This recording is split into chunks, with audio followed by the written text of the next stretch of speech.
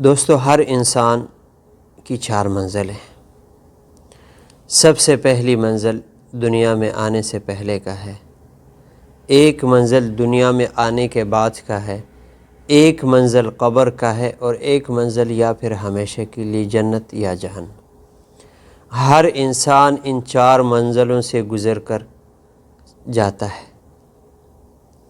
جو سب سے پہلی منزل ہے دنیا میں آنے سے پہلے کا،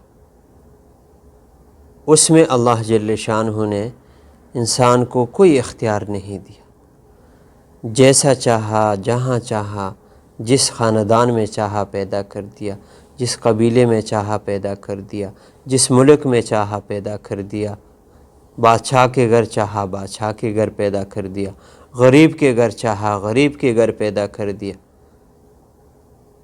فقیر کے گھر چاہا فقیر کے گھر پیدا کر دیا، جھونپڑے والے کے گھر چاہا جھونپڑے والے کے گھر پیدا کر دیا۔ وہاں پر انسان کو کوئی اختیار نہیں ہے۔ اندھا چاہا اندھا پیدا کر دیا، معذور چاہا معذور پیدا کر دیا، صحت مند چاہا صحت مند پیدا کر دیا، تندرست چاہا تندرست پیدا کر دیا۔ یعنی جیسا چاہا جہاں چاہا اللہ جل شانہ نے اس کو پیدا کر دیا۔ مرد چاہا مرد پیدا کر دیا، عورت چاہا عورت پیدا کر دیا۔ کوئی اختیار انسان کو نہیں دیا گیا اس منزل میں زندگی سے پہلے۔ پھر جب اللہ جل شانہ نے اس کو دنیا میں بھیج دیا، دنیا میں آنے کے بعد اس کو تھوڑا سا اختیار دیا، تھوڑے وقت کے لیے دے دیا۔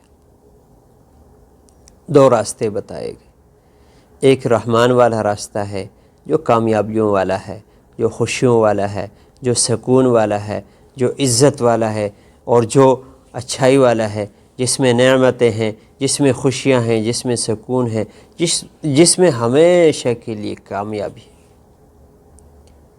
اور ایک راستہ شیطان والا ہے، جس میں ہمیشہ کے لیے ذلت ہے، جس میں ہمیشہ کے لیے ناکامی ہے، جس میں ہمیشہ کے لیے پھر افسوس افسوس افسوس اور کچھ نہیں۔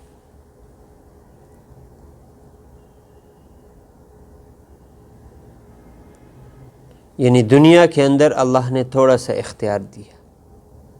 اب یہ آنکھیں ہیں، آنکھیں دی، آپ اس سے قرآن دیکھ سکتے ہیں، پڑھ سکتے ہیں، دیکھ سکتے ہیں، خانہ کعبہ کو بھی دیکھ سکتے ہیں، ماں باپ کو دیکھ سکتے ہیں، اجر ملتا ہے۔ آپ اس سے برائی کو بھی دیکھ سکتے ہیں، اچھائی کو بھی دیکھ سکتے ہیں۔ تو برائی کے لیے آپ کو کوئی اور آنکھ نہیں ملے گی۔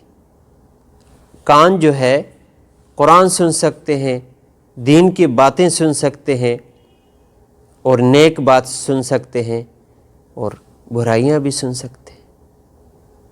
تو برائی کے لیے کوئی اور آنکھ کان نہیں ملی، کوئی اور آنکھ نہیں ملی، کوئی اور زبان نہیں ملی، کوئی اور ہاتھ نہیں ملی، اور کوئی اور پیر نہیں ملے۔ آپ ان پیروں سے مسجد تک چل کر جا سکتے ہیں نماز پڑھنے کے لیے، اسی پیروں سے آپ گناہ کی طرف جا سکتے ہیں گناہ کرنے کے لیے، کلبوں میں جا سکتے ہیں، فحاشی کے اڈوں میں جا سکتے ہیں، چوری کرنے کے لیے جا سکتے ہیں۔ اسی پیروں سے چوری کرنے کے لیے کوئی اور پیر آپ کو نہیں ملیں گے، بے حیائی دیکھنے کے لیے آپ کو کوئی اور آنکھ نہیں ملے گی۔ اسی آنکھ سے آپ نیکی بھی کر سکتے ہیں، اور اسی آنکھ سے آپ برائی بھی کر سکتے ہیں، کیونکہ دنیا کے اندر تھوڑا اختیار دیا گیا ہے، اور تھوڑے وقت کے لیے دیا گیا ہے۔ جس دن اللہ کا حکم امر جسم سے نکل جائے گا، تو پھر یہ آنکھیں ہوں گے آپ دیکھ نہیں پاؤ گے، ہاتھ ہوں گے آپ کے پاس پر آپ کچھ بھی نہیں پکڑ سکتے، پیر ہوں گے آپ کے پاس پر چل نہیں سکو گے، دماغ بھی ہوں گے آپ کے پاس سوچ نہیں سکو گے، زبان ہوگی آپ کے پاس بول نہیں سکو گے۔ تو پھر جس دن امر نکل جائے اس دن آپ کے اختیار ختم ہو جائے گا۔ تو یہ اختیار تھوڑے سے وقت کے لیے دیا گیا، اور اسی دنیا کی زندگی پر تیسری منزل کی جو زندگی ہے اس کا دار و مدار ہے۔ آپ ایک نیک عمل کی زندگی گزارو گے، اچھی زندگی گزارو گے، اللہ کے احکامات کو پورا کرو گے، نبی کے طریقوں کو پورا کرو گے، تو قبر آپ کے لیے روشن ہو جائے گی، جو تیسری منزل ہے۔ اگر آپ نے یہاں پر اچھی زندگی گزاری نا، زندگی آپ کی گزرے گی، آپ روک نہیں سکتے۔ دیکھو، ہر شام ہماری زندگی سے ایک دن کم ہو جاتا ہے، ہم کتنے بھی طاقتور بن جائے، کتنے بھی سرکش بن جائے، ہم اس دن کو روک نہیں سکتے۔ ہماری زندگی سے ہر شام ایک دن کم ہو جاتا ہے، ہم اس کو روک نہیں سکتے۔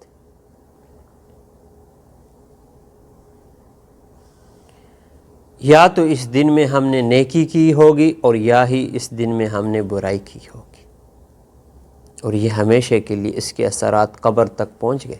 اگر ہم بغیر توبہ کی دنیا سے قبر میں چلے گئے، آپ کو پتہ ہے سب سے بدنصیب انسان وہ ہے جو بغیر توبہ کے قبر میں چلا جائے، یہ سب سے بدنصیب انسان۔ بغیر توبہ کے قبر میں جانا سب سے بڑی بدنصیبی ہے۔ تو جو نیک اعمال کے ساتھ، نیک اعمال کے مطابق زندگی گزارے گا تو قبر اس کے لیے روشن، قبر اس کے لیے کشادہ، تو قبر کی زندگی قیامت تک اس میں یہ گزارے گا۔ اب قیامت تک یہ یا تو قبر اس کے لیے روشن، یا قبر اس کے لیے یا تو جنت کے باغوں میں سے ایک باغ، یا جہنم کے گھڑوں میں سے ایک گھڑا، یا تو پھر خوشی سے زندگی گزارے گا، اور یا تو پھر افسوس کے سوا اس کے پاس اور کچھ نہیں ہوگا۔ کیونکہ اصلی منزل جو ہم سب کی ہے وہ قبر ہے۔ قبرستان کے باہر لکھا تھا کہ منزل تیری یہیں تھی، بس زندگی گزارتی یہاں آتے آتے، کیا ملا تجھے اس دنیا سے، اپنوں نے ہی دفنا دیا جاتے جاتے۔ منزل یہی ہے، منزل جو ہم سب کی ہے وہ قبر ہی ہے، اور قبر میں ہم کچھ نہیں لے کے جا سکتے، دنیا کا کوئی چیز نہیں لے کے جا سکتے۔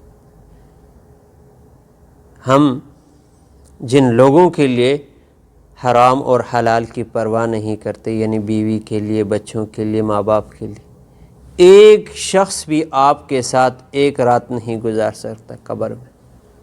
کسی کو آپ کہہ دیں نا، وصیت کر دیں کہ میرے ساتھ بیوی کو وصیت کر دیں، جس کے لیے آپ نے حرام اور حلال کی تمیز نہیں کی، بچوں کو وصیت کر دیں جس کو آپ نے حرام اور حلال کی تمیز نہیں کی، اور جیسا چاہا ان کے لیے جمع کر دیا، دولت، بنگلے بنا دیے، محل بنا دیے، اپنی آخرت برباد کر دی ان بچوں کے لیے، اس بیوی کے لیے، ان ماں باپ کے لیے اپنی آخرت برباد کر دی، حرام کمایا پیسہ ہمیشہ، اور اس پر محلات بنا دیے، مکانات بنا دیے۔ کہہ دو نا ماں سے، باپ سے کہہ دو، ایک رات تمہارے ساتھ قبر میں گزار دے، نہیں۔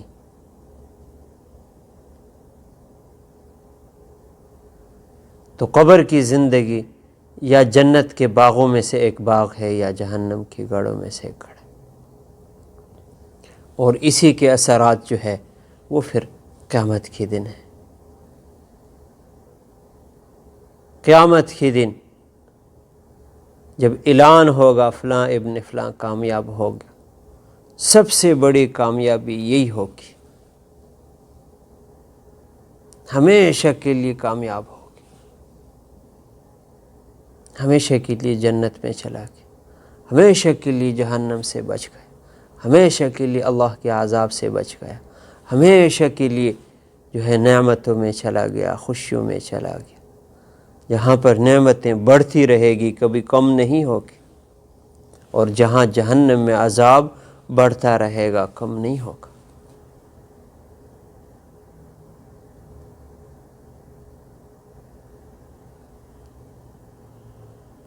تو ہم سب کو فکر کرنی چاہیے کہ ایک دن ہمارا بھی جنازہ نکالا جائے گا، ہمیں بھی قبرستان میں چھوڑا جائے گا۔ کاش ان باتوں کی فکر آ جائے کہ اگر مجھ سے میری زندگی کے بارے میں پوچھا جائے، میرے اعمال کے بارے میں پوچھا جائے، میرے مال کے بارے میں پوچھا جائے گا، میری جوانی کے بارے میں پوچھا جائے گا تو میرا کیا بنے گا۔ کاش فکر آ جائے ان باتوں کی۔ قیامت کے دن اگر میرے